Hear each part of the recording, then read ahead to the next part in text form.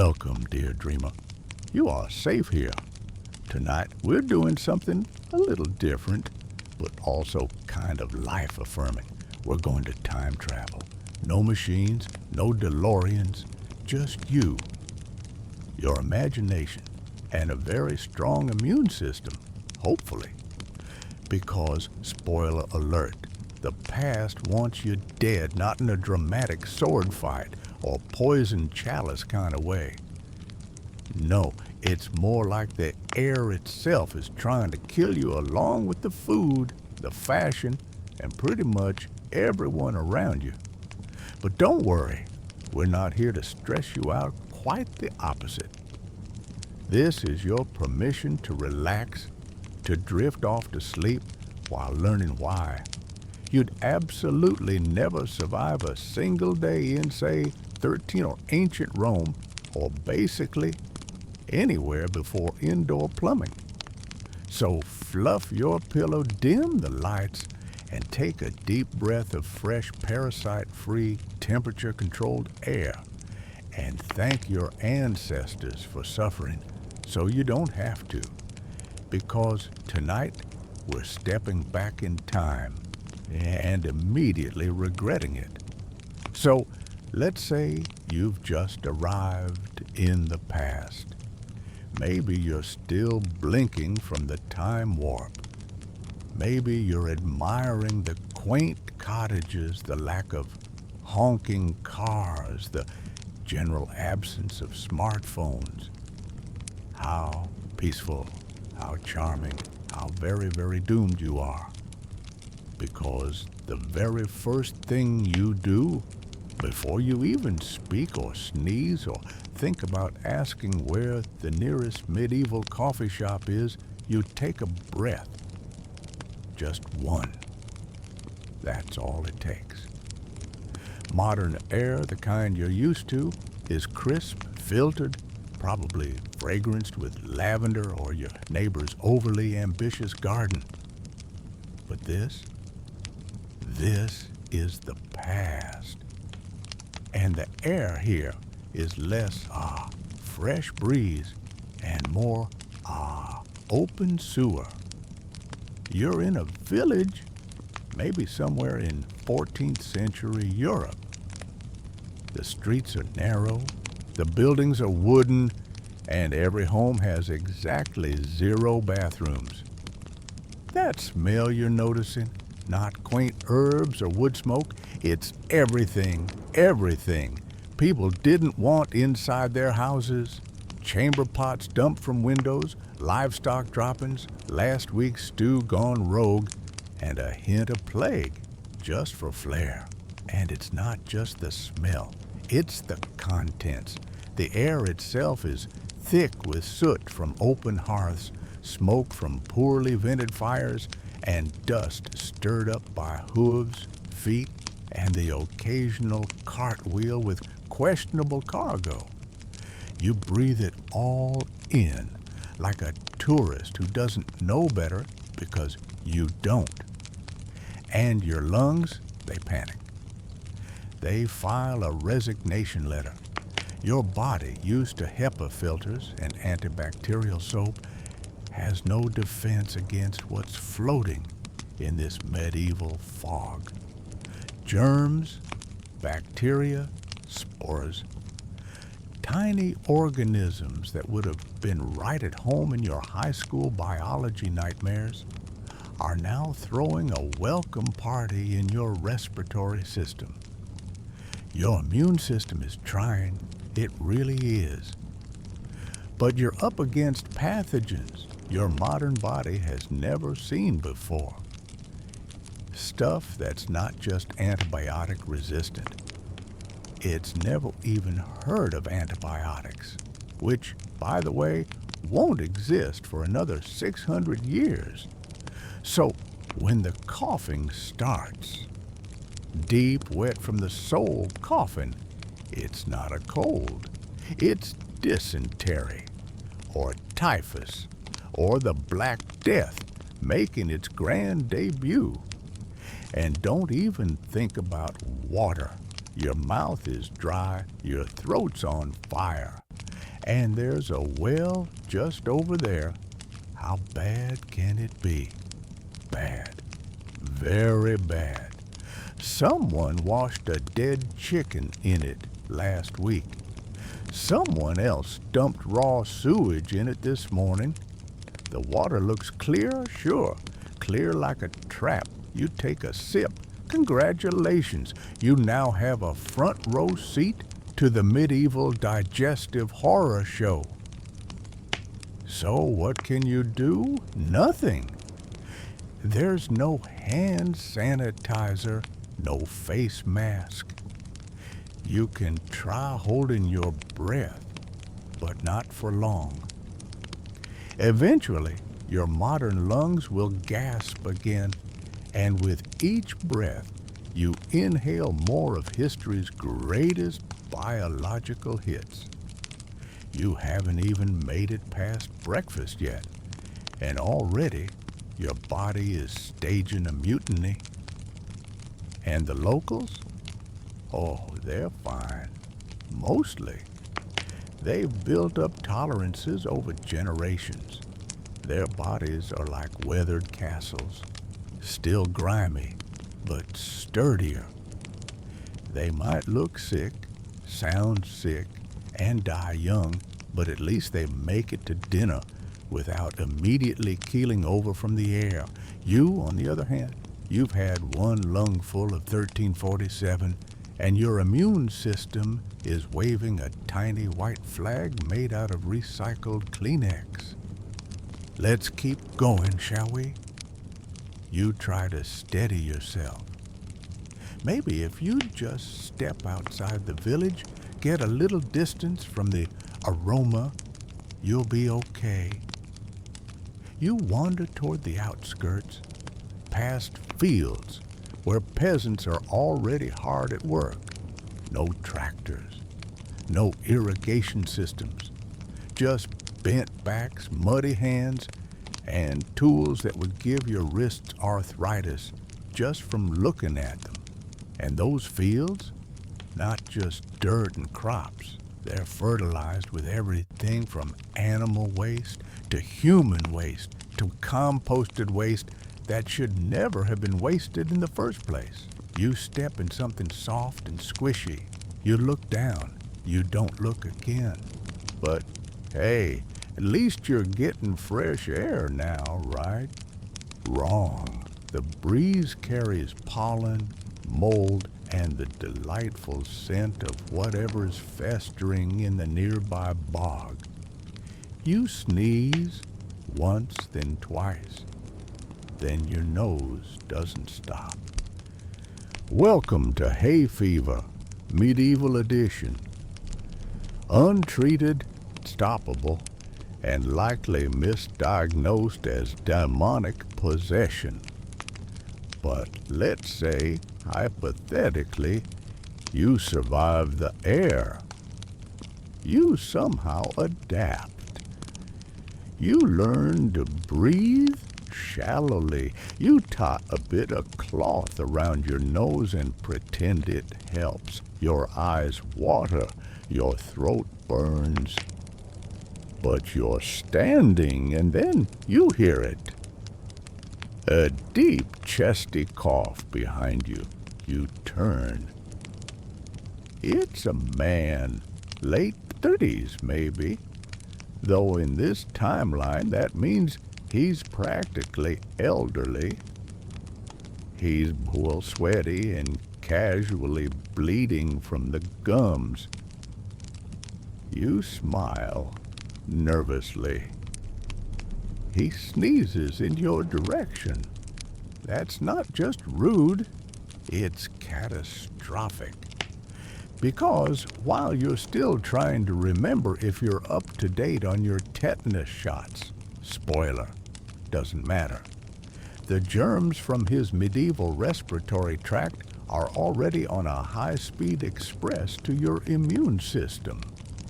Tuberculosis, pneumonic plague, or just a charming flu strain that hasn't existed for 700 years. They're all in the air. And now they're all in you. You back away politely. He grins, missing several teeth. "Bless you," he says, and walks on. You are now infected, and because you're from the future, your body doesn't just react poorly, it overreacts. Your immune system sounds every alarm, lights every metaphorical fire, and deploys every defense it has. And it's still not enough. You've been in the past for, what, an hour, maybe two, and already you've inhaled a soup of biohazards that would make a CDC technician faint. But you're still trying. Bless you. You're optimistic. You sit on a rock and attempt deep breathing like one of those mindfulness exercises.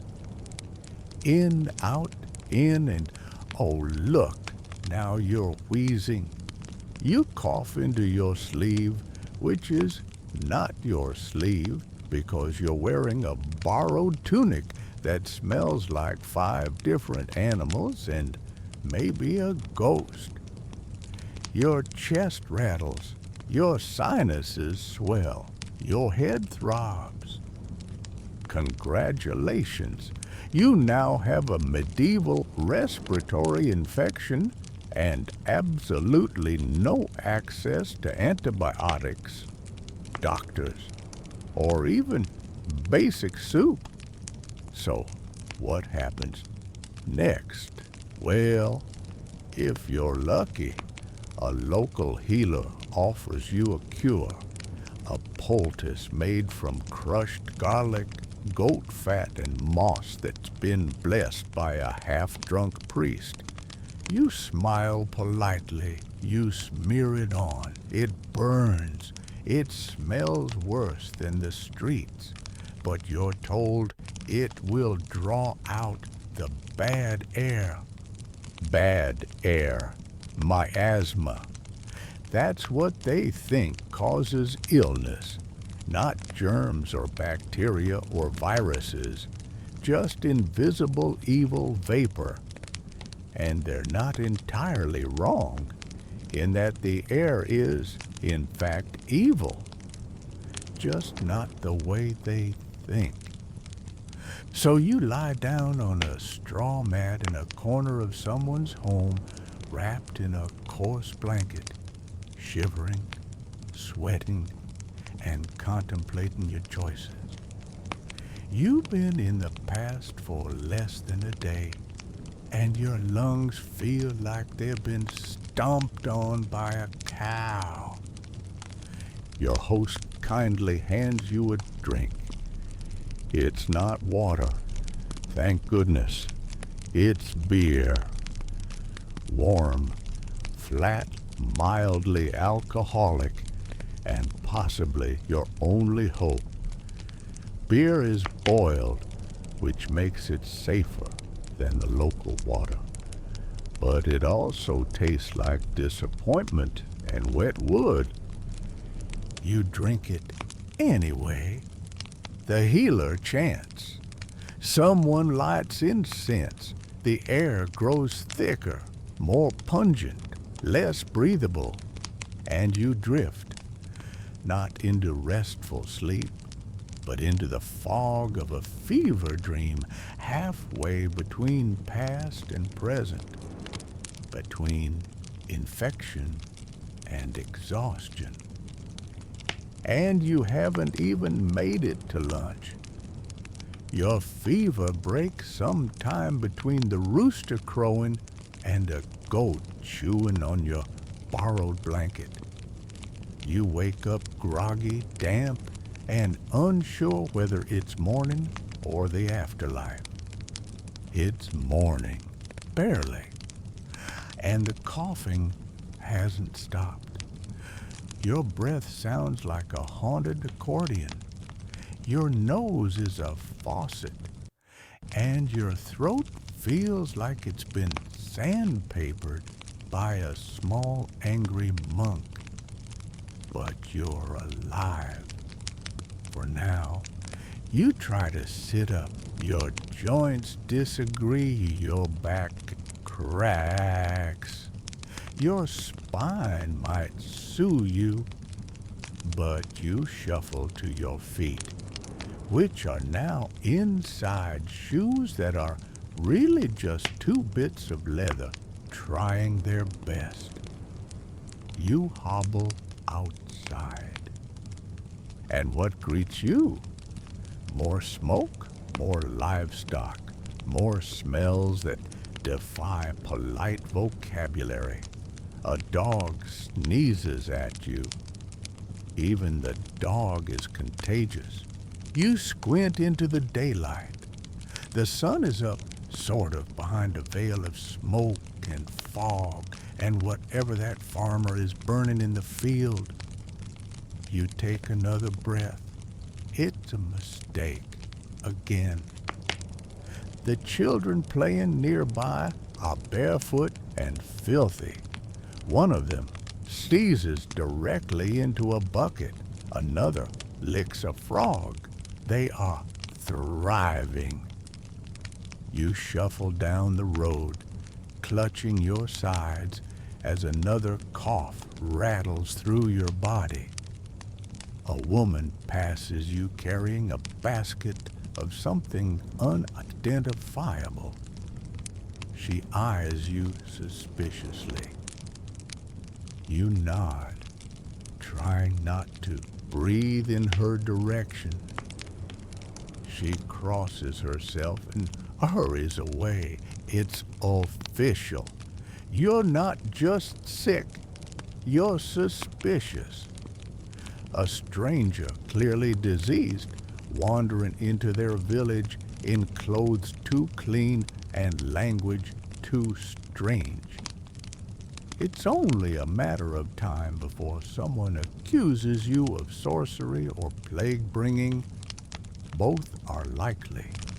Both are fatal. You try to explain you're from the future, but all they hear is strange sounds and see weird gestures. It does not help your case. Someone whispers to a man with a pitchfork. He nods. You start walking faster. But where do you go? There's no urgent care clinic, no pharmacy, no hospital bed waiting for you with a warm blanket and some ice chips. There's just mud and disease and possibly an angry mob forming. You find shelter in the woods. It's quiet, peaceful even, until the flies find you. And they do, because you smell like fear and herbs and whatever that healer smeared on your chest. It's not an improvement. You sit on a rock again, your body hunched, your breath shallow. You think about all the things you took for granted, like clean air, clean water, cough drops, indoor plumbing, being able to sneeze without risking exile. And you realize you were never built for this. Not the air, not the germs, not the social cues, definitely not the shoes. A squirrel watches you wheeze and tilts its head, concerned. Your eyes flutter closed, not from peace or comfort or the soothing rhythm of the forest, but from sheer immune collapse. You're a walking CDC case study. You're patient zero in a very confused time. And as your brain fogs again, you wonder, what were you thinking? Time travel? Really? You don't belong here, not with your delicate lungs, your sensitive stomach, your dependence on claritin and vitamin C. You belong in the present, with filters, with fridges, with tissues. But for now, you're here, breathing deeply the worst mistake of your historical vacation. And maybe, just maybe, if you fall asleep right now, you'll wake up somewhere softer, cleaner, quieter, somewhere with Wi-Fi. Until then, just keep breathing, shallowly, carefully, historically, and maybe avoid licking any frogs. Welcome to your second mistake, expecting the past to be clean. Now, maybe you've read a few historical novels. Maybe you've seen a movie where everyone in medieval times looks slightly dusty, but charmingly so, like they just stepped out of a Renaissance fair sponsored by a luxury soap brand. No, you're in a world where water is feared, baths are rare, and the concept of deodorant hasn't even been imagined. This is not the age of wash your hands. This is the age of rinse them in wine if someone dies. You wake up from your feverish haze, sticky with sweat and herbs, and the first thing that hits you is not daylight or birdsong. It's you. You smell yourself, and you are alarming. But you are not alone. Your host hasn't bathed in weeks, not because they're lazy, but because most people believe that hot water opens the pores and lets disease in. So the smell, it's not personal, it's cultural and universal. You look around, the room smells like wood smoke, mildew, wet wool, and despair. The bedding is stuffed with straw that has not been changed in several seasons. Things are crawling in it. You try not to make eye contact with the mattress. There is no soap, not real soap, not scented, foamy, lathery soap. Maybe a lump of lye-based something that stings your skin and smells like burnt ash and regret. You are offered this along with a bucket of grayish water. You dab your face and try to smile. It's not refreshing. It's character building. You ask about a bath. Your host laughs, then calls the neighbors to laugh too.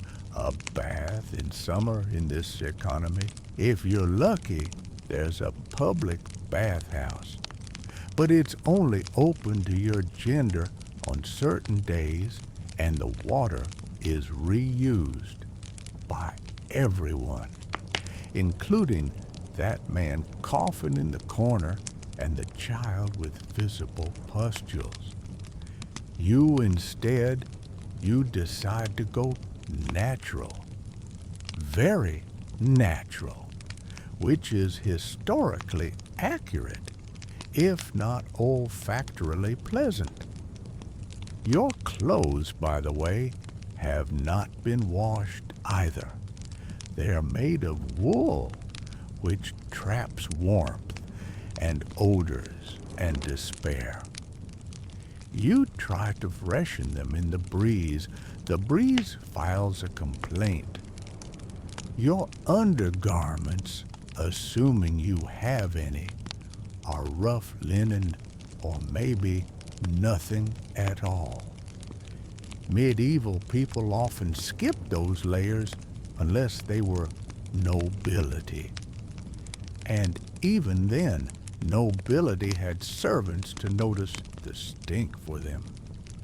You wander through the village in your own personal stink cloud, which mingles and dances with everyone else's. The smell is not a single note, it's a symphony, a musical of mildew, fermented body odor, rotten food, and barnyard undertones.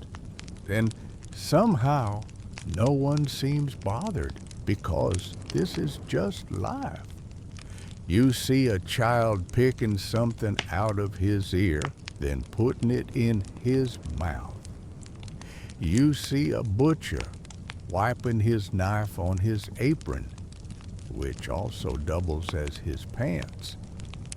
You see a woman cleaning her baby with a rag, then rinsing it in a bowl that will be used later for soup.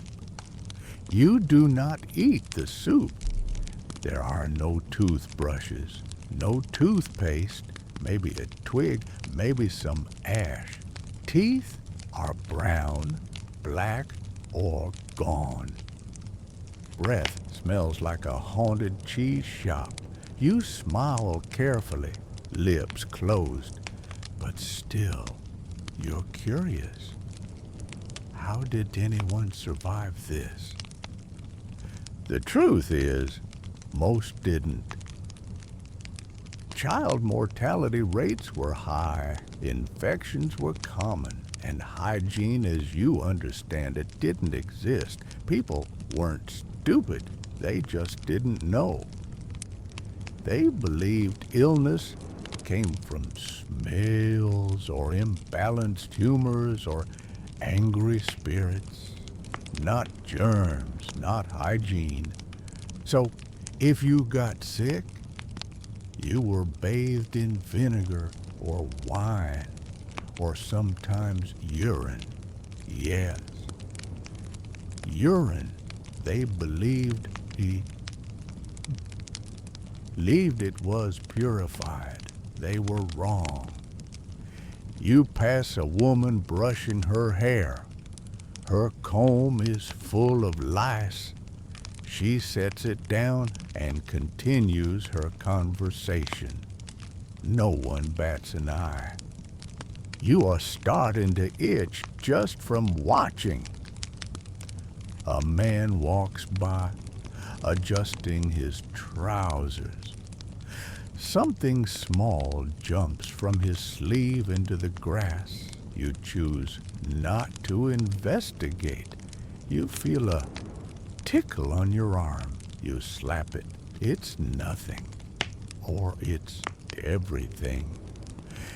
You are beginning to understand why everyone in old paintings looks vaguely uncomfortable. They were itchy and smelly and possibly dying of trench foot, and yet somehow they carried on. You try to escape it, find something, anything that feels clean. You wandered into a nearby stream. It looks clear. It burbles peacefully. There are ducks. You roll up your borrowed trousers and step in and immediately regret it. Because the stream, charming as it appears, is also the village's everything. It's the bath, the laundry, the toilet, and the dishwashing station.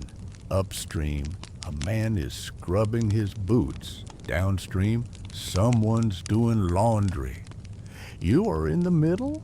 You do not want to know what else is in there with you. You step back out, now colder, wetter, and possibly more contaminated than when you started. The ducks judge you, and still you carry on. You try to blend in. You try not to cringe every time someone hands you food with unwashed fingers. You nod and smile and pretend that you can't smell the centuries. And eventually, your nose starts to give up. It stops reporting every offense.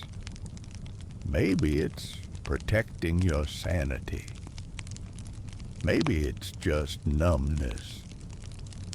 You dream of hand sanitizer, of hot showers, of those fancy shampoos that smell like eucalyptus and moral superiority.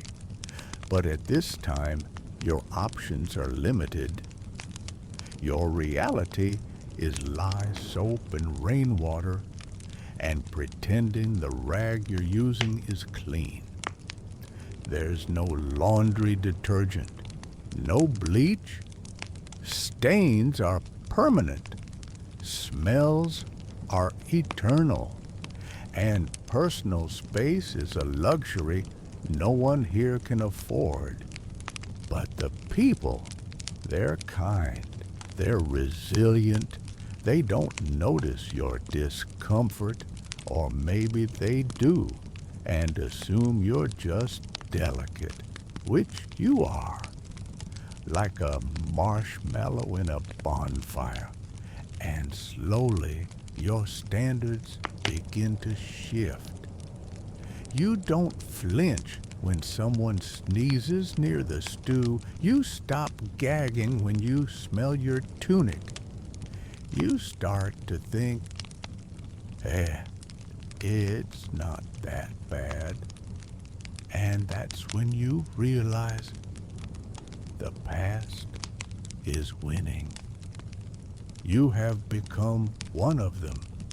You scratch your head absently. Your fingernails come back with something. You don't look. You lay down that night on your straw mattress. It crinkles. It twitches. You close your eyes. And you dream of showers, endless steamy showers and cotton towels and lemon-scented hand soap. And you make a promise to your future self. If you survive this, if you ever get back, you will never, ever complain about doing laundry again. Until then, embrace the stink, accept the itch, and pray the lice stay on the outside. You've survived the air. You've surrendered to the stink. Now it's time to nourish yourself. Easy, right, wrong. Welcome to mistake number 3. Assuming food in the past is even remotely edible. Let's start with breakfast. Do you remember breakfast? Warm toast, maybe eggs, a nice piece of fruit, coffee, the comforting hum of an appliance. Now, forget all of it, because in this village, breakfast is whatever didn't spoil overnight. Maybe it's a crust of bread so hard it could be used as a building material. Maybe it's a bit of porridge, lukewarm, gray, and suspiciously chewy. There's no fruit unless you picked it yourself. And coffee? Coffee won't show up in Europe for another few hundred years, so you get beer for breakfast. Again, you take a bite of the bread, it splinters. You take a sip of the beer, it's slightly sour and flat. Someone calls it nourishing. You call it, why is this happening? But you're hungry. And hunger in the past is different. It's not just an inconvenience. It's a daily gamble. There is no corner store, no delivery app, no emergency snack stash. If you want to eat, you either grow it, catch it, or hope someone in your social circle has enough to share. Meat, rare, expensive, often preserved in ways that should be illegal, dried, salted, smoked, or buried in fat. It's not fresh. It's not tender. It's a chewable history lesson. Vegetables? Seasonal, and usually boiled into a flavorless sludge. Spices? Imported and pricey. Salt? If you're inland, it's worth its weight in silver. And cooking itself? A fire, a pot, and guesswork. No timers, no temperature control, no food safety regulations. If it's not raw, it's done. And if it is raw, you eat it anyway, because hunger is louder than fear. You're handed a bowl of stew. It's thick, brown, and unidentifiable. It could be beef. It could be a squirrel. It could be something that was beef a week ago and then spent a little too long in the sun. The villagers eat it eagerly. You smile. You pretend to chew. You contemplate your life choices. And that's when you learn about gruel. Gruel is like porridge, but sadder. It's oats and water and a sense of defeat. Sometimes it's made with barley, sometimes with rye, sometimes with whatever was swept off the floor. It's always gray, always lukewarm, and always manages to stick to the roof of your mouth in the most persistent, haunting way. You take a second bite. You shouldn't have. Some foods are fermented, which sounds fancy until you realize it wasn't intentional. Cheese? Sure, but also milk that's gone rogue. Vegetables that are pickled in brine that may or may not contain yesterday's dishwater. Bread that rises more from ambient bacteria than from actual yeast. It's a fine line between delicacy and dare. Dessert? Only if you're noble. Maybe a dried fig, maybe a nut, maybe a honey cake baked once a month if you're lucky, and so dense it could be used as structural support in a small cottage. You begin to crave saltines, a banana, anything that comes in a wrapper with an expiration date measured in weeks, not centuries. And yet somehow, the people around you seem okay. They chew with purpose. They slurp with gusto. They lick their fingers and go back to work. Because this is food. This is sustenance. This is survival. You take another bite. This time, the stew fights back. A small bone, possibly from something that once lived under a porch. You swallow it whole. You don't ask questions anymore. After dinner, your stomach stages a protest. It groans, it gurgles, it contemplates open revolt. You look for a restroom. There isn't one. There's an outhouse, sort of, a shack with a hole, some straw, and a stick for company. You walk in, you walk back out, you consider holding it forever. You try to drink water. Brave? Foolish? The water looks clear, but clarity is a lie. It tastes like old wood, iron, and things better left unspoken.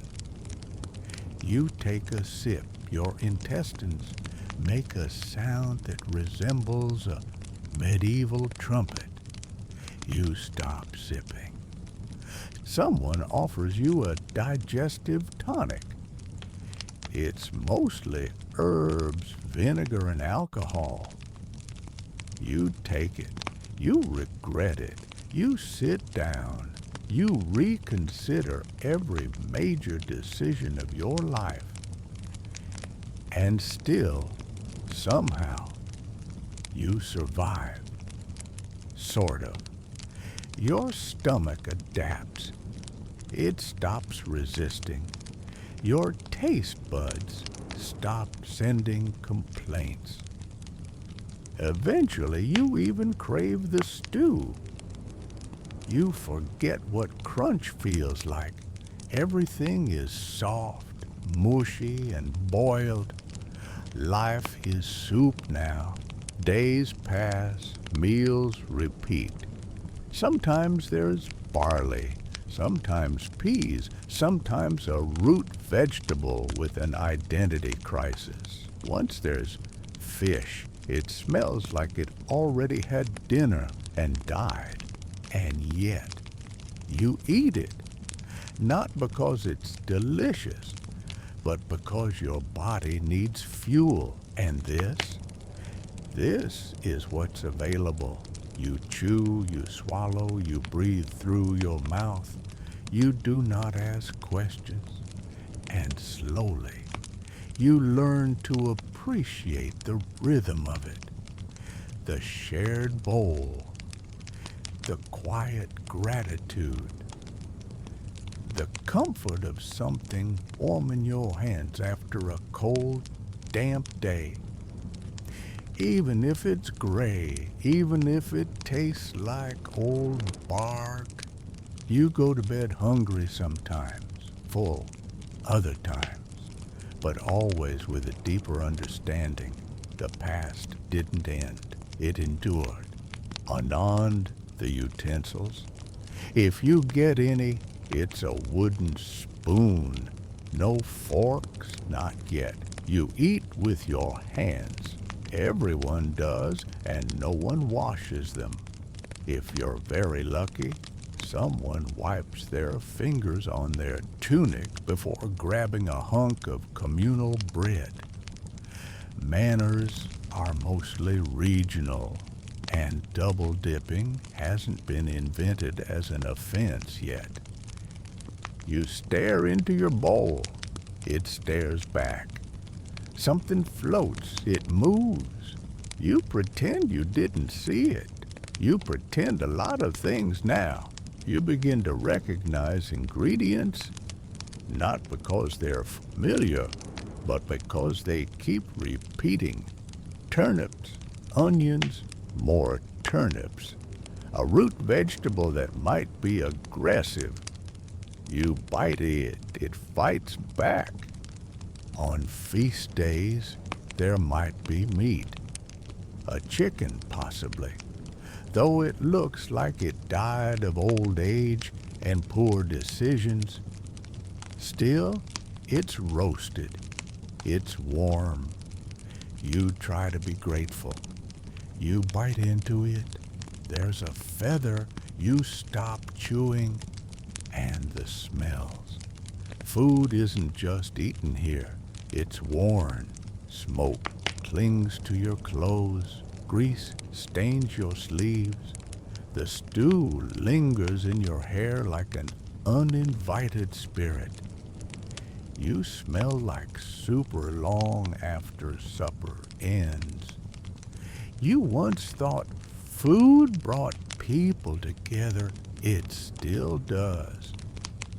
But here, it brings people together over a fire, in silence, chewing the same texture for hours. No snacks, no spice, no dessert menus, just heat and hope and a vague awareness that calories equal survival.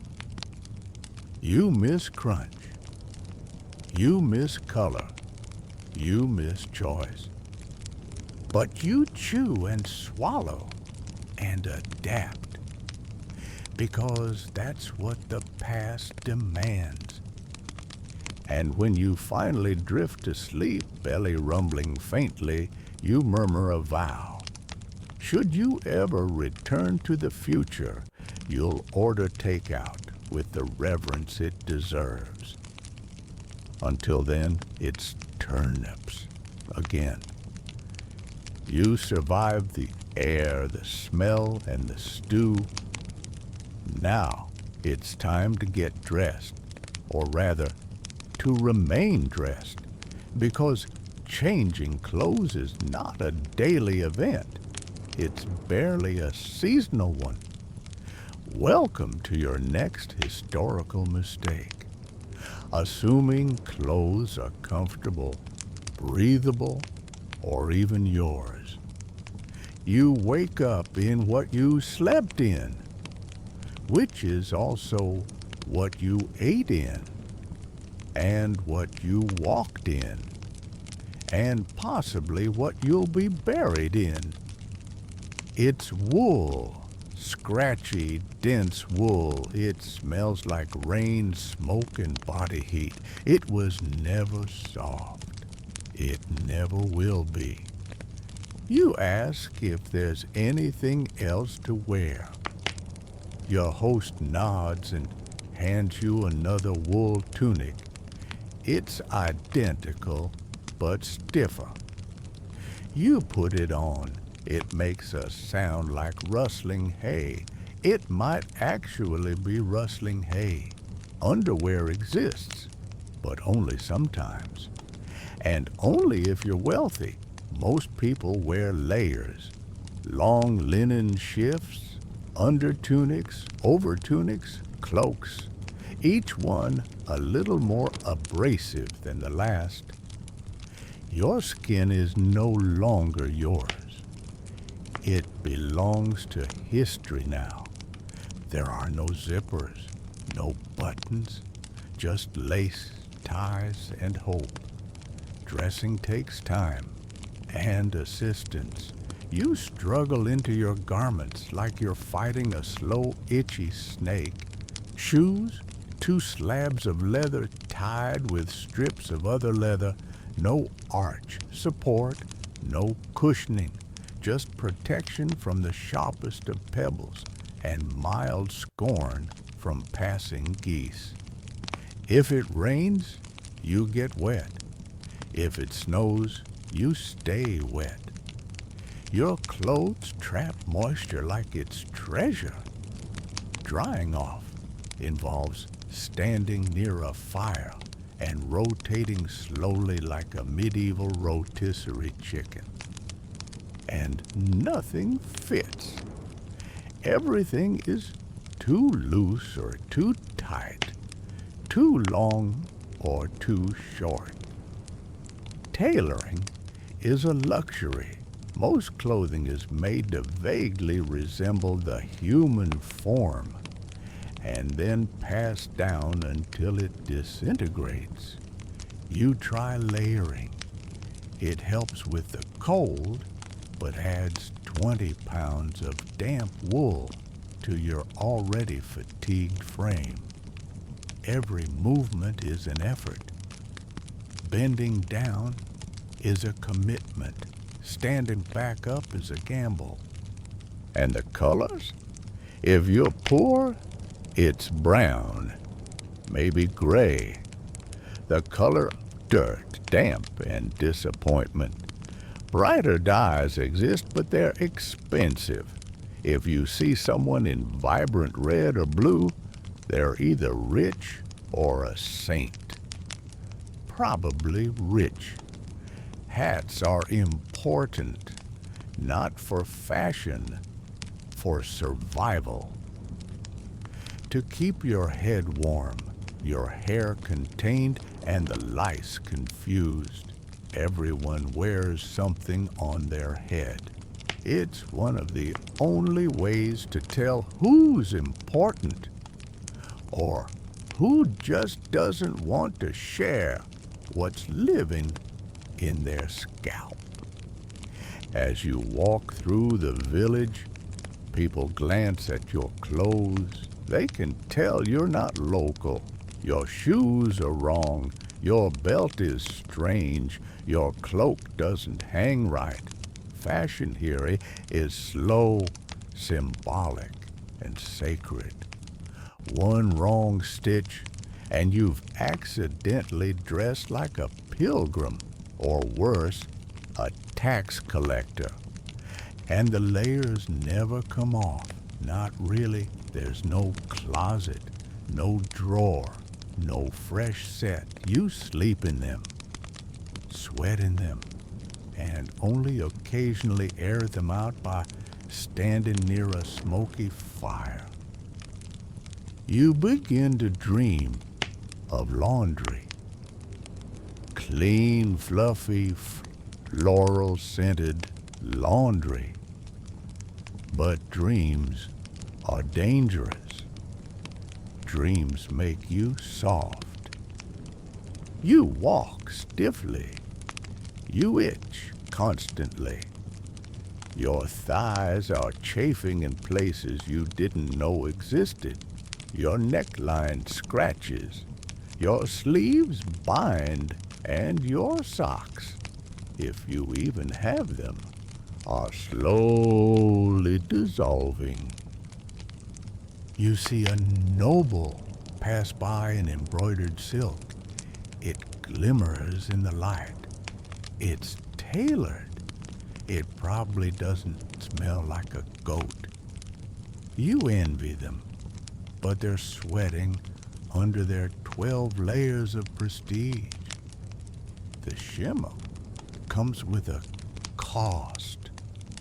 Everyone here suffers, just differently. You finally sit down by the hearth, hoping for warmth, maybe relief. The fire crackles. Your cloak steams gently. You smell like damp wool and regret. Someone offers you a sewing needle. It's not for fun, it's for mending. Everything here is tears. Slowly, silently, and always during important movements. Your hem catches a splinter. Your sleeve unravels. Your belt frays from overuse. You don't throw things away here. You stitch, you patch, you repurpose.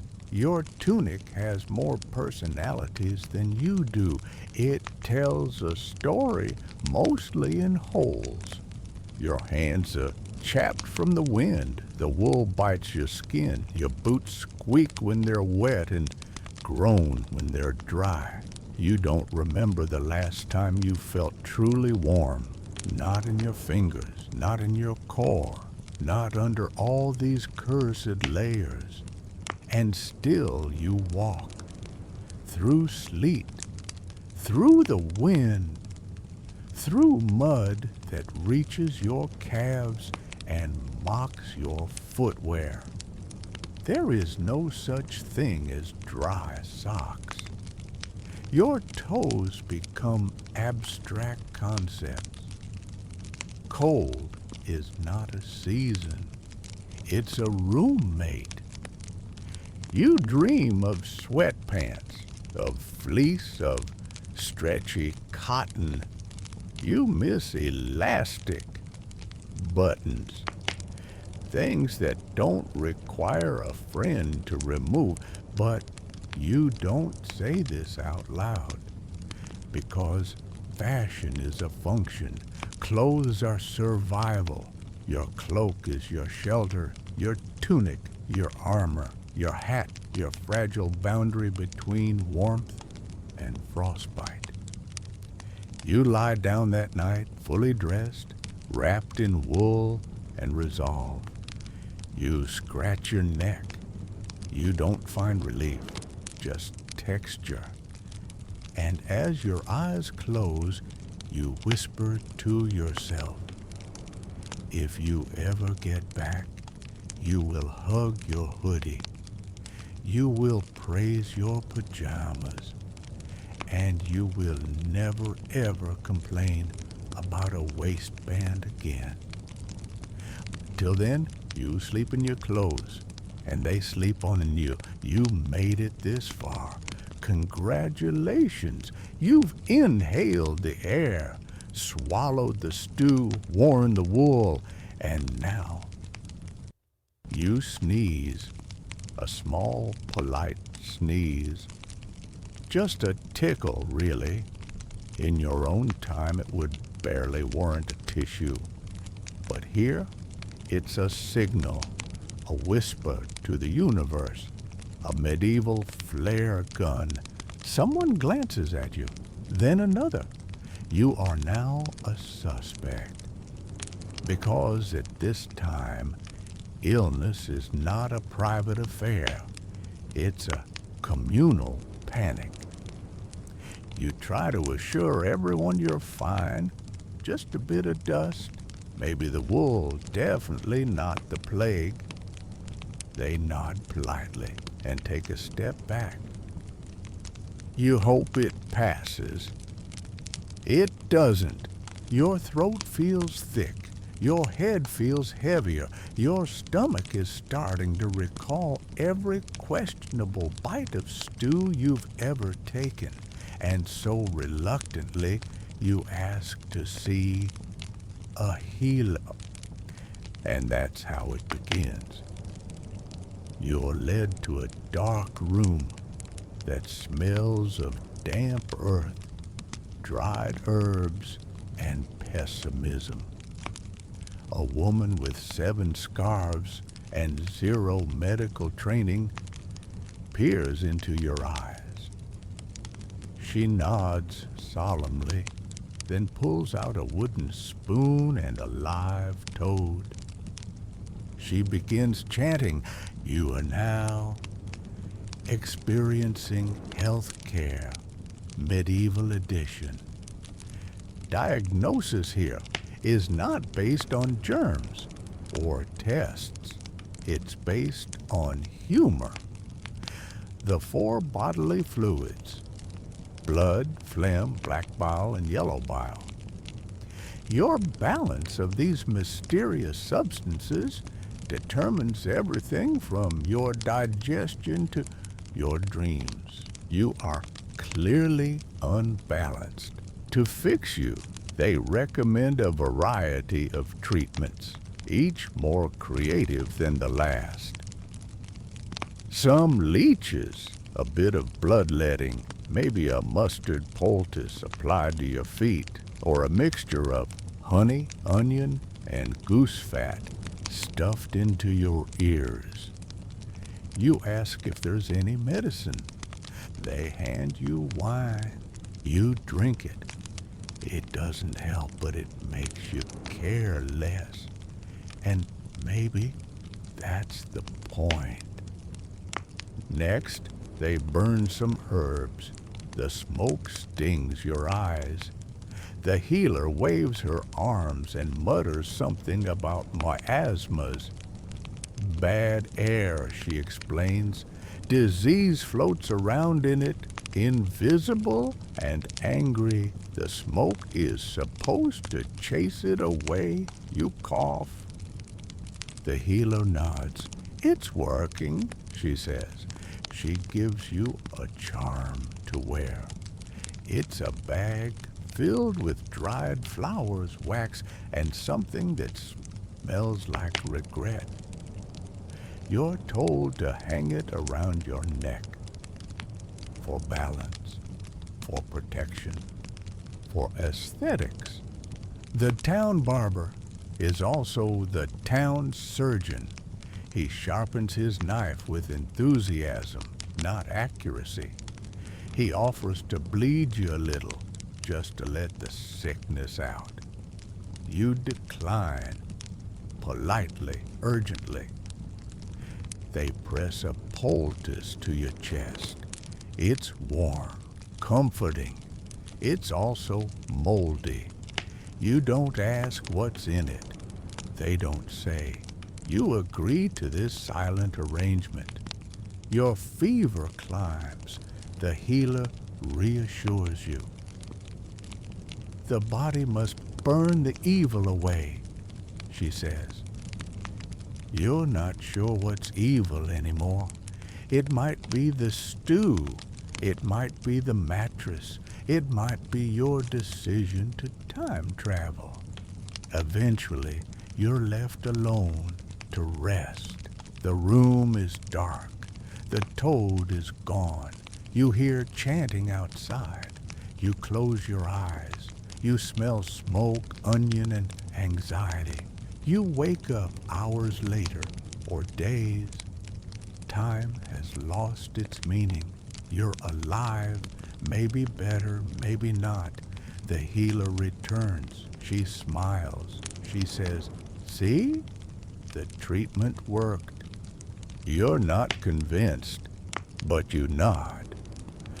Because here, recovery is less about science and more about surviving long enough to convince people you're healthy.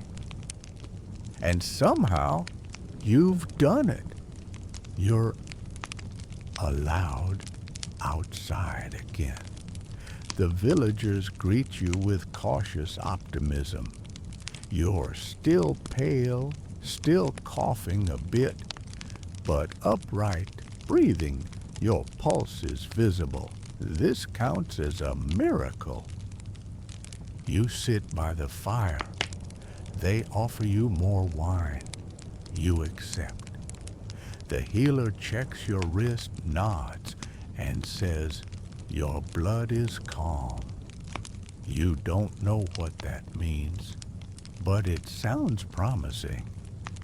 A man nearby limps by, wrapped in linen strips soaked in vinegar and garlic. He says he fell off a cart. The healer says it's humor congestion. They feed him boiled cabbage and press a radish to his forehead. Children play in the mud, covered in joy and germs. No one worries. No one washes. Immunity is earned here, not built. The weak don't last long. The strong aren't always lucky, just a little less unlucky. You pass a chapel. Inside, candles flicker beside a statue of a saint who once survived a fever by bathing in sheep's milk. Someone left an offering, a shoe and a boiled egg. You feel a twinge in your back. You keep walking. Medicine here is a cocktail of tradition, hope, and whatever didn't kill someone else. Superstition is not just tolerated, it's required.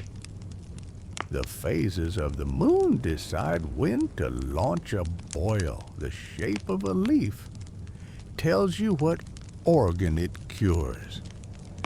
You once believed in science. Now you believe in survival and goose fat. Your stomach still rumbles. Your throat still burns, but you live, and that's enough. You've entered the most effective treatment of the era: rest, wine, and the blessing of time. As you lay back, wrapped in scratchy wool, a charm bag pressed to your chest, you think, you made it. Not better, not cured, but still here. And in the past, that's what counts. You wake up with a slight headache, a strange itch, and a vague sense that you may have accidentally committed a crime. You haven't. Not yet. But give it time. Because in the test, law and justice don't work the way you think they do. There is no legal textbook, no court date, no lawyer to whisper strategy in your ear. There's just power, suspicion, and the angry man pointing at you. Let's start with what you did wrong. Did you take some bread, use the wrong hoe through a field, look at someone too long, congratulate someone on their healthy pig without knowing it's their neighbor's pig? Congratulations, you are now involved. Justice here is fast and confusing. Someone accuses, someone else agrees, and suddenly you're being led to the village square. There are no witnesses, only the willingness of the crowd to chant. Punishments vary. Stocks, lashes, fines, or worse. Trial by ordeal, which is exactly what it sounds like. Maybe you're told to hold a hot iron bar and walk 3 paces. If your hand blisters, you're guilty. If it doesn't, you're innocent. Either way, you now have fewer fingerprints, or maybe you're dunked in a river. If you float, you're a witch. If you sink, you're not. But now you've drowned, absolved, but very wet and very dead. The concept of innocent until proven guilty has not yet been invented. You're presumed guilty because someone said so loudly and with conviction. And trials rarely involve arguing facts. They're more like performances, public theater with stakes. The judge is often the lord, the bailiff, and the guy who owns most of the pigs. You try to defend yourself, but your accent is strange. Your clothes are odd. You use too many syllables. This makes people nervous. They don't understand your explanations, or worse, they think you're casting a spell. Someone whispers, sorcerer. Someone else nods. You smile nervously. The wrong move. You are now standing before a wooden platform. A crowd gathers. Some hold bread, others hold suspicion. Everyone holds judgment. The man beside you claims you cursed his cow. You've never met the cow. The judge, who also collects taxes and possibly brews questionable ale, asks if you have anything to say for yourself. You do. A lot. You try to speak calmly, clearly. The crowd murmurs. The judge frowns. Too clever, he says. Clever is bad. He asks if you're willing to confess. He says it softly, like he's offering pie. You say no. The crowd doesn't like that. They wanted a confession. Confessions feel like closure, like story endings. You denied them their ending. You're sentenced to stand in the stocks for 3 days. You're lucky. This time, you're locked in wooden restraints. Feet and hands immobile, neck stiff. You're now public entertainment. Children throw turnips. Old women mutter about omens. Someone draws a crude portrait of you in the dirt. You reflect on your crime. You stepped on the wrong side of a footpath. Trespassing, apparently, or blasphemy. The line is blurry. You serve your time, your back aches, your pride dissolves. The turnips keep coming. On the 3rd day, you're released. No apology, no parchment. just a nod and a slightly less hostile stare. You are now part of the system. You survived just barely. And you learn. You learn to move quietly, to speak softly, to compliment no pigs, to agree with all neighbors, to smile without showing too many teeth. Because in this world, staying free isn't about innocence. It's about not being noticed. You avoid eye contact now. You walk the long way around property lines. You nod respectfully at everyone, even the chickens. Especially the chickens. They remember things. You start to memorize the local customs, when to bow, when to speak, what to say when someone mentions the weather. You practice your dullest smile, the one that says, I am unremarkable and not worth accusing. Because here, laws are alive. They shift with gossip. They swell with fear. One week, walking through the woods is fine. The next, it's an offense against the forest spirits. You hear about a man who was fined for harvesting herbs too close to the river. Another was whipped for looking smug. A woman was punished for baking bread that rose too high. Envy is a crime too. Punishment isn't just about justice. It's about display. It's about reminding everyone else what not to do. And that's the trick. Don't stand out. Don't rise. Don't draw the eye. Sometimes someone disappears. A neighbor, a traveler, a boy who asked too many questions. No one explains. No one asks. You learn to stop wondering out loud. You write nothing down. Books are for monks and rich men. Paper is expensive. Ink is suspicious. Memory is safer.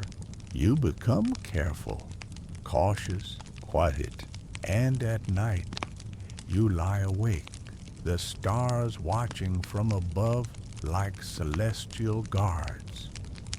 You think of laws, of order, of justice, and you realize it's not built to protect you.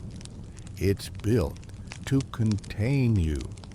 You pull the scratchy blanket up to your chin. You hold your breath. You hope no one dreams your name in the wrong tone. And with that, you drift into a sleep shaped like silence. You've survived the stew, the sickness, the suspicion. Now, your body itches, your scalp tingles, your clothes have fused with your spirit. And so you ask the question, can I take a bath? Everyone turns. Bathing here is not routine, it's an event. It's rare, it's complicated, the rivers are cold, the tubs are shared, and soap is an idea, not a product. You're told there's a bathhouse down the road. It's used by everyone. Sometimes for bathing, sometimes for deals, sometimes for gossip. You go anyway because you miss the feeling of warm water like you miss modern dental care. The bathhouse is dim, smoky. Oh, it smells like herbs, firewood, and old ambition. You're handed a bucket, not a towel. A bucket. The water is tepid. The floor is slippery. You take a seat on a bench that has seen centuries of bareback sand. You scrub with what might be soap. It could also be hardened fat and ashes. Either way, it makes bubbles, sort of. Someone next to you hums. Another shouts across the room. No one is embarrassed. Nudity is not scandal. It's Tuesday. You realize the water you're using has already been used by others, possibly dozens. It's soup now, people water, skin tea, history in liquid form. You try not to think about it, you rinse, or try. There's no shower, just a ladle. Or maybe that was a drinking cup. No one can confirm. You dry off with your own clothes.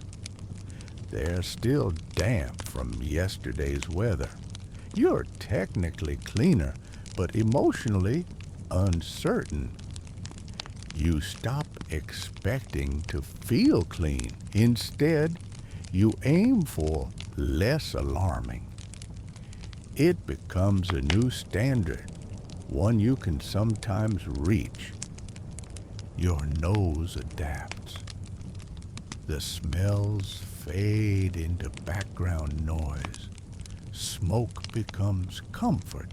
Sweat becomes identity. Dirt becomes a second skin. You see a noble pass by in silks, powdered, perfumed, polished. They're the exception. They bathe more often, sometimes weekly. They use rose water, or wine, or milk. It does little to help. Their scent is just fancier discomfort. But most people, they wipe, they rinse. They carry herbs in their sleeves to mask the worst of it. Lavender is prized. Mint is wealth. Sage is hope in a leaf. You try to blend in. You rub crushed thyme on your wrists. Someone nods approvingly. You feel like you've passed a test you didn't study for. Still, every now and then, you dream of hot water, of steam curling around a porcelain tub, of shampoo, conditioner, bath bombs, of towels so soft they hum lullabies. You wake up cold, wrapped in a blanket that smells like last month and a month before. But you smile because you survived another day, not fresh, not fragrant, but functional. And here, that's enough. You close your eyes, scratch your scalp gently, and whisper a silent promise to your future self. If you ever return, you will shower for an hour and light a candle just because until then, you sleep. You are steep. And you become one with the scent of survival. You wake up. You think it's Monday. It might be Saturday. It might be a Saint's Day, or Planting Day, or the day everyone gathers to watch goats fight. The point is, you don't know, and no one else does either, not really. In the past, time wasn't counted. It's felt. It's told by bells, shadows, and stomachs, by when the roosters crow and the fire burns low, by when your knees ache and the sheep stop bleeding. There are no digital clocks, no reminders, just rhythms. The slow circling beat of the sun, the moon, the seasons. People rise when it's light. They sleep when it's not. Sometimes they wake in the dark, mutter to the walls, and go back to bed. This is normal. This is called second sleep. You try to ask what time it is. Someone tells you it's before Mass, or after bread, or nearly goat birthing season. Helpful, but not precisely. There's a church calendar filled with feast days, saint days, fast days, holy days. The year is less about numbers and more about meaning. Your birthday isn't special. But the feast of St. Guthlac? Huge. You ask how old someone is. They shrug. I was born in the winter after the great frost. You nod. You pretend to understand you don't. Months are fluid, weeks are theoretical. Time bends around harvests and plagues. It contracts in winter and stretches in spring. It folds in on itself when nothing happens. And in this village, often nothing happens. You stop marking days. You stop caring. Eventually, you forget the year. Because here, time doesn't pass. It settles. At first, it's unsettling. You miss your phone, your planner, your little digital squares that tell you who you are and where to be. But eventually, you realize no one is late here because no one is expected. Plans are vague. Intentions are weather permitting. If it rains, the market closes. If the sun shines, people vanish into fields. Appointments are things nobles have. Villagers have chores. You ask when the next gathering is. Someone says, after the barley turns. You nod again. You've become good at nodding. It's your new calendar app. The seasons are clearer than the days. You feel the slow tilt of the earth in your bones. You know winter not by the date, but by the silence of birds. You know spring when mud becomes grass again. Summer when the insects outnumber your thoughts. Autumn when smoke settles into the sky like a second ceiling. Your body sinks, your hunger adjusts, your energy rises and falls like the tide, unmeasured but felt. Sleep becomes sacred. Light becomes currency. The stars, familiar strangers.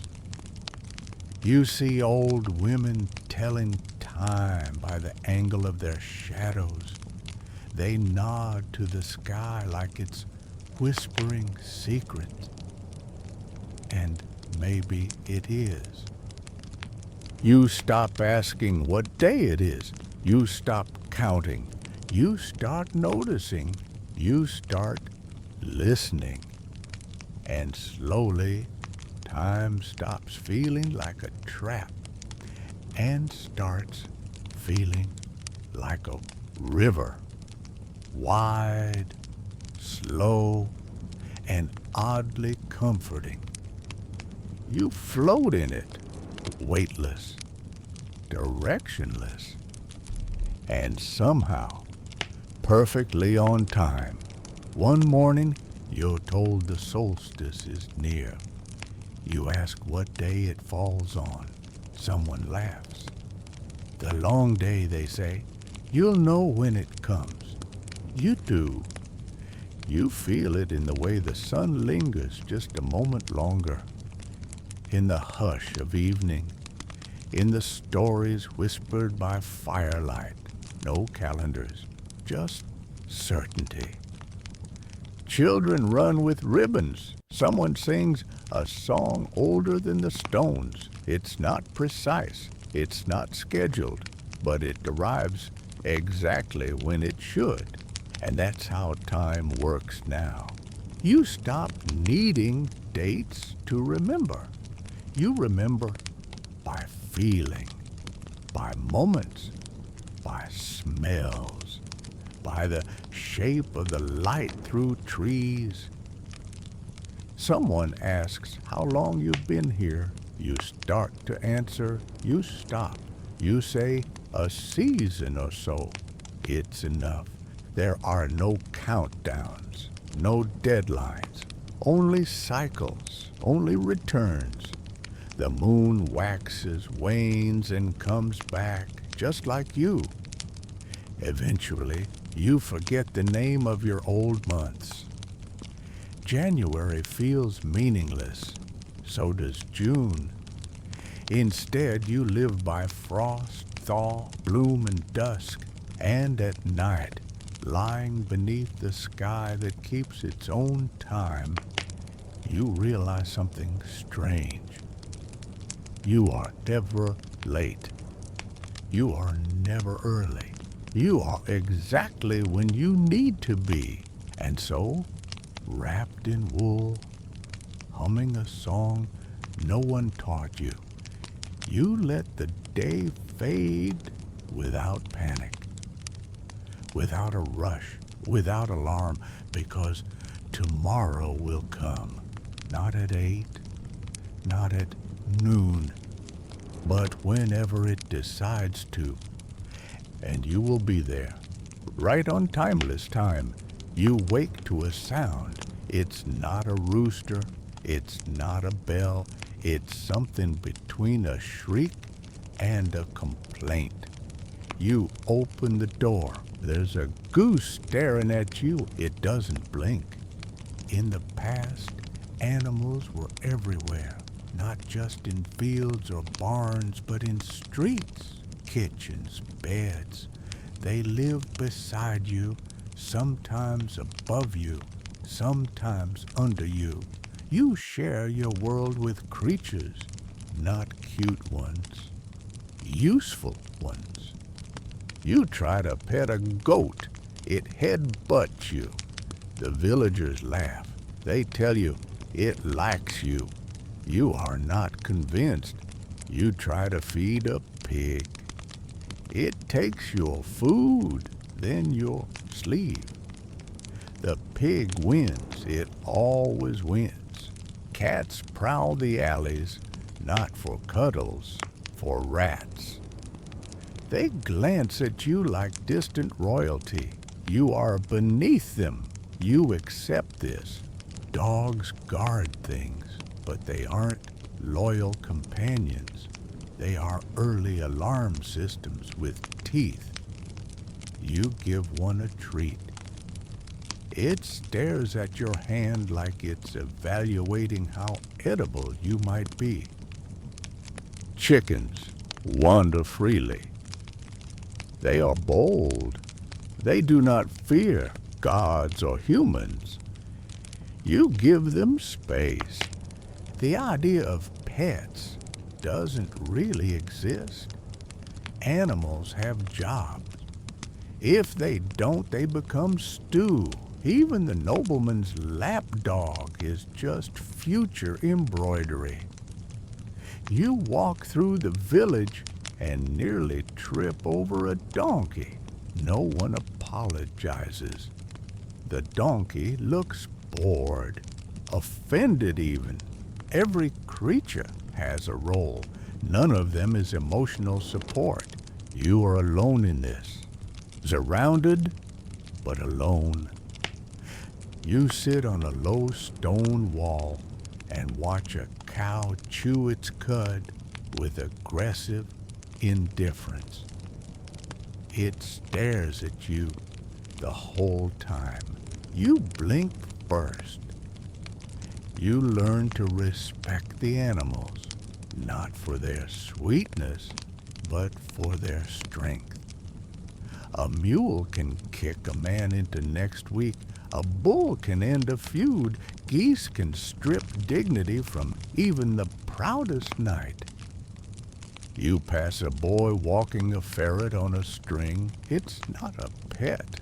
I'm a hunter, trained to flush out vermin. You nod respectfully. The ferret bares its teeth. Barn cats don't meow. They hiss and vanish. Unless you have something dead to offer. You think about modern pets. Golden retrievers, dicky, cute perturas, purring kittens, lap bunnies. You think about clean fur and kibble bowls and squeaky toys, and you laugh. Then you cough. Then you stop laughing. Here, animals don't come when called. They come when it suits them, if at all. A neighbor shows you his favorite chicken. She has a name. You smile. He says he's saving her for a special soup. You stop smiling.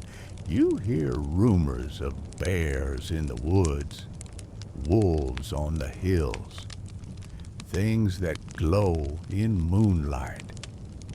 People don't fight them. They respect them.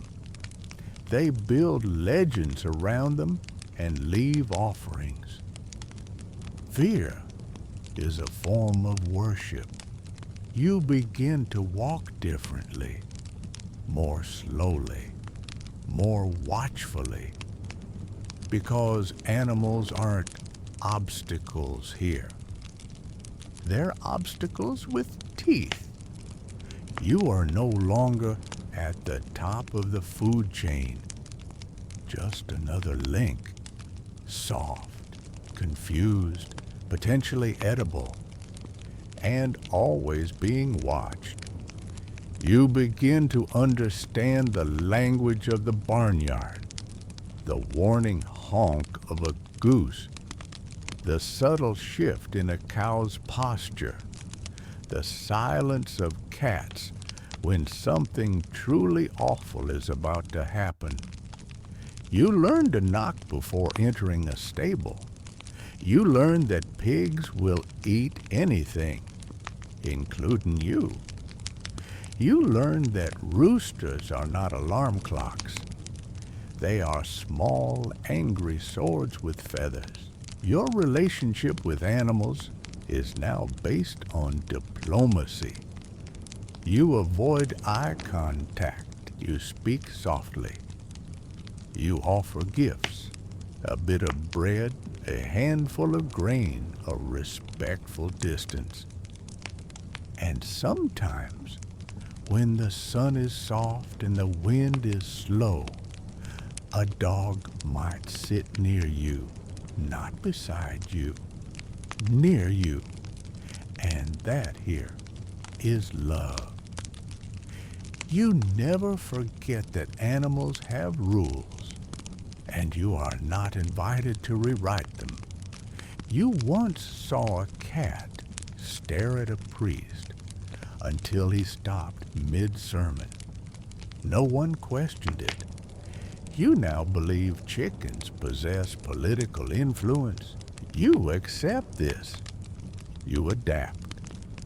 And as you lie down for sleep, the barn rustles. Creatures shifting, settling, breathing. A lullaby of hooves and feathers. You close your eyes. You do not dream of pets. You dream of survival. And one day, earning a cat's mild tolerance. That will be enough. You wake up with a question. A simple one. You want to look it up.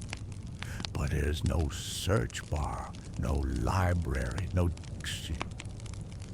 dictionary, because you can't read. No one around you can either. Not really, not deeply, not daily. Books exist, but they live in monasteries and castles. They are handwritten, chained, and guarded. They smell like candle smoke and secrets. You see one once. A monk lets you peek. The pages are thick, heavy, and alive. The letters look like vines or spells. The ink glows faintly in the dim light. You nod, pretending you understand. You don't. Words here are spoken. Stories are told, passed from mouth to mouth, ear to ear. They change each time. They grow teeth. They shrink or bloom depending on who tells them. You miss texting, headlines, ingredient lists, even warning signs. You hold a piece of parchment once. It's covered in loops and symbols. It might say welcome. It might say, you owe 6 chickens. Hard to tell. You ask someone to read it. They squint. They guess. It's about the moon, they say. You nod again. Only the priest reads confidently. His words come from a holy book in Latin no one else understands, but everyone agrees. Knowledge is power, and power here is written down and locked away. You begin to understand why silence is survival. Because the loudest voice isn't the one with the truth. It's the one with the scroll. You try to learn, you ask questions. Sometimes people answer. Sometimes they frown. Sometimes they say, that's not for you, and walk away. A traveling scribe passes through the village. You watch him ink letters onto parchment, his hand steady, his face distant. It looks like magic or surgery or both. He sells letters to lovers, to lords, to those who want their thoughts to outlive them. You consider asking for a lesson, but your fingers are calloused, not careful. Your words are shaped for speech, not script. A boy shows you a wooden tablet etched with symbols. He says it's for learning. His father traded 3 sacks of grain for it. The boy traces each mark like it's sacred. You try to copy him. Your hand shakes. The letters look like worms. You try again and again. Eventually, you manage to write your name or something close to it. No one else can read it, so it doesn't matter. But still, you know what it says. You keep the tablet wrapped in cloth. You hide it beneath your cot. It becomes your secret spell, proof that you've touched something forbidden, something future. You start to see writing everywhere, carved into stone, scratched into door frames, painted onto sands you never noticed. The world starts whispering, and for the first time, you whisper back. You still can't read, not really, but now you can see, and that here is the beginning of power. A month passes, or a season, or something in between. You hear of a woman who was punished for owning a book Not a holy one, not a safe one, just a book. The villagers whispered that it changed her, made her think too much, too freely. You walk by the priest's house and see stacks of scrolls through the window. Sacred texts, law codes, records, the past and future wrapped in twine. You ask him once what they say. He tells you truth. He says it like a warning. In the market, a man signs a paper. He sells his land, his freedom, maybe both. He can't read what he agreed to, but it's sealed with wax, so it must be real. You wonder how many lives have changed because someone couldn't read what changed them. You return to your cot, to your tablet, to your shaky letters. You trace them again. Your fingers learn faster than your eyes. And sometimes in dreams, you see lines of script floating across the stars, curling, glowing, just out of reach. But not forever. Because one day maybe you'll read them. Not to gain power, not to win, but just to know. Because knowing in this world is a revolution.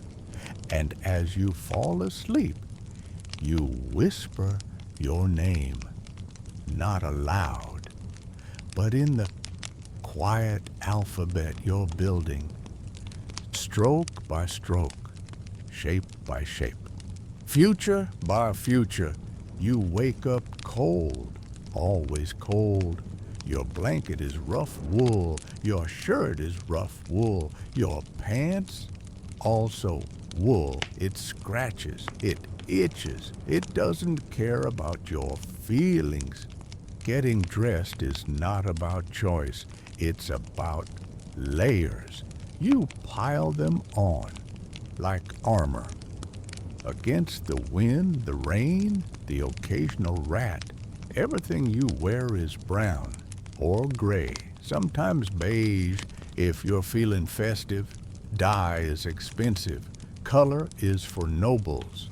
Your wardrobe is the color of mud and life. Buttons are rare. Zippers don't exist. You tie things, wrap things, pin them with bone or thorns. It's part puzzle, part survival. You try to wear your modern sneakers once. They melt, metaphorically, in spirit, under the judgmental stare of a shoeless child holding a turnip. You try to explain the concept of synthetic fibers. The weaver laughs, the tailor sighs, the blacksmith shakes his head, and he's not even in the conversation. Every thread is earned, every stitch has weight. Your tunic was once your neighbor's. Your belt was once a strap from a donkey's yoke. Everything has a story. None of it is flattering.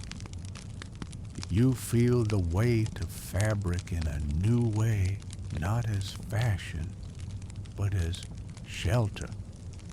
Your hood keeps you from freezing. Your cloak keeps you from drowning. Your shoes, if you have them, keep you from becoming part of the road. There are no sizes, just guesses and adjustments. You are always slightly too tight or slightly too loose. It's humbling. You learn to tie your belt 3 different ways. Each one holds your tunic together and your dignity. Clothes here don't express who you are. They just try to keep you alive. Your cloak is heavy, not stylish heavy, survival heavy.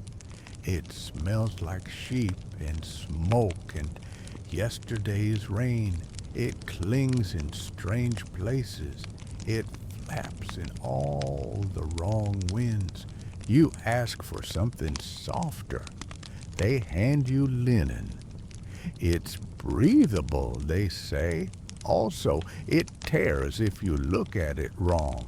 Under things are a luxury. You learn this when yours fall apart. No one gasps. They just shrug. You join the commando ranks of history.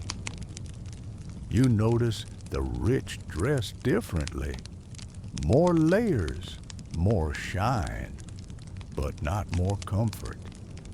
Nobles walk stiffly, not out of pride, but because they're tightly wrapped sausages of prestige and lace. The bishop's robe has a train that drags through puddles.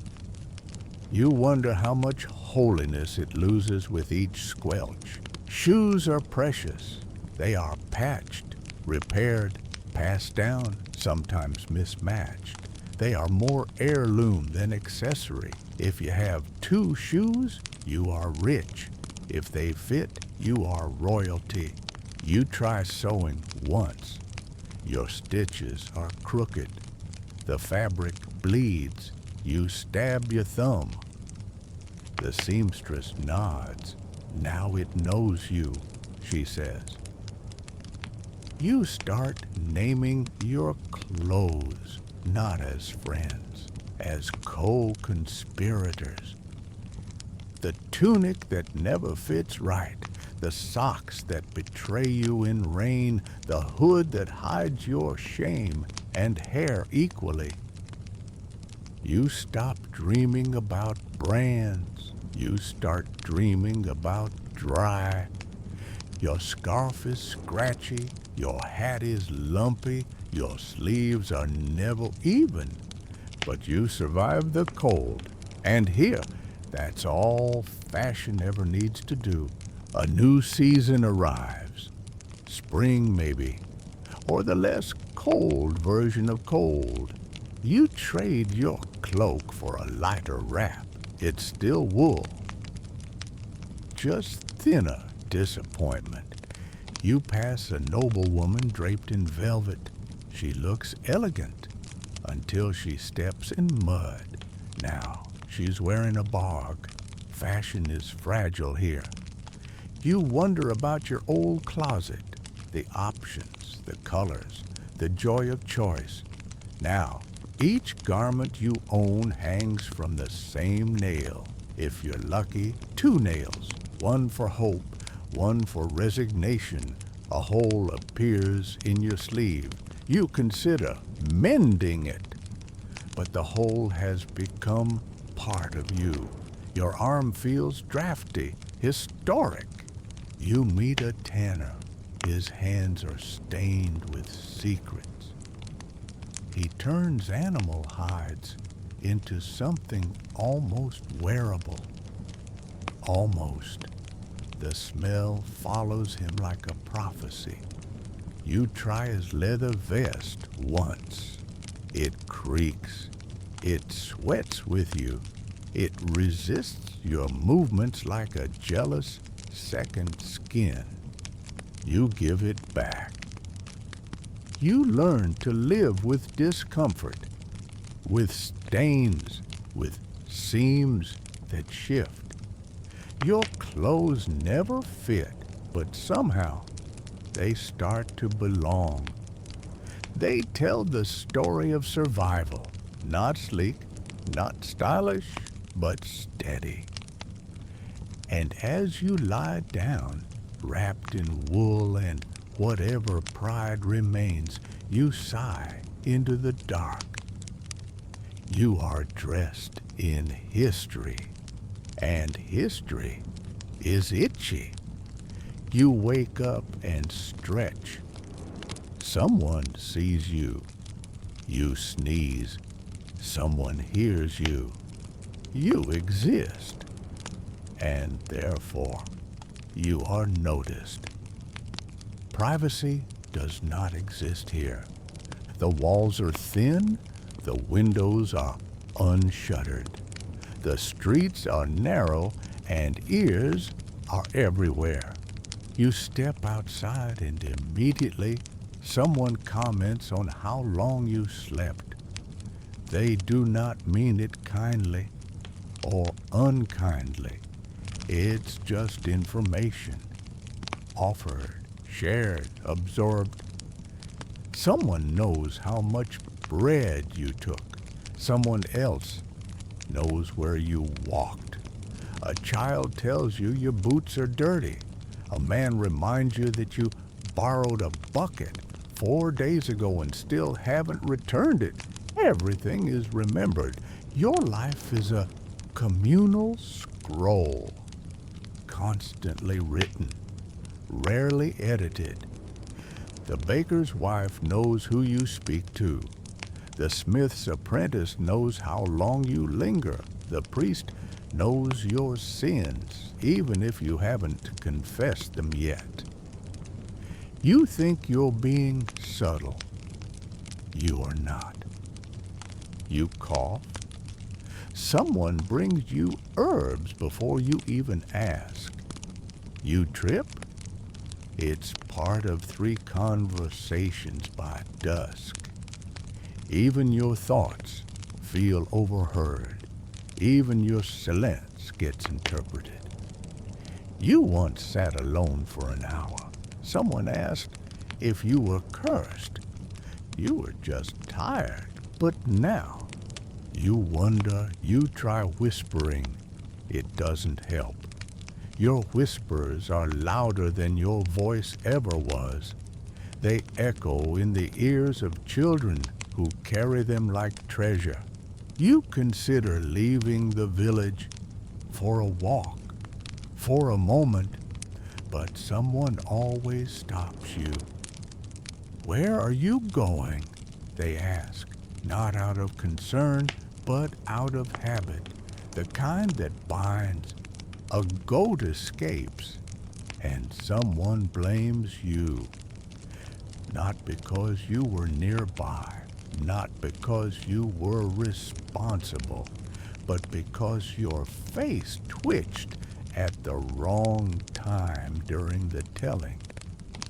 Reputation here is not earned.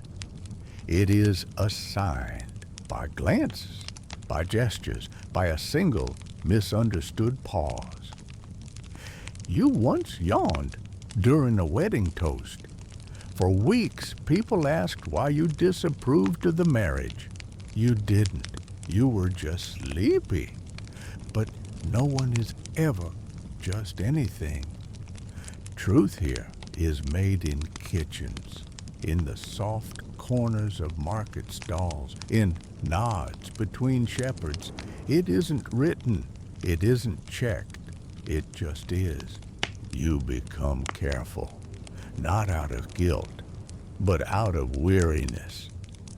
You speak in riddles. You smile more than you mean to, and never entirely yours. You belong to the village as surely as it belongs to you. You stop trying to disappear. You walk slower, not to avoid suspicion, but to let people finish watching you.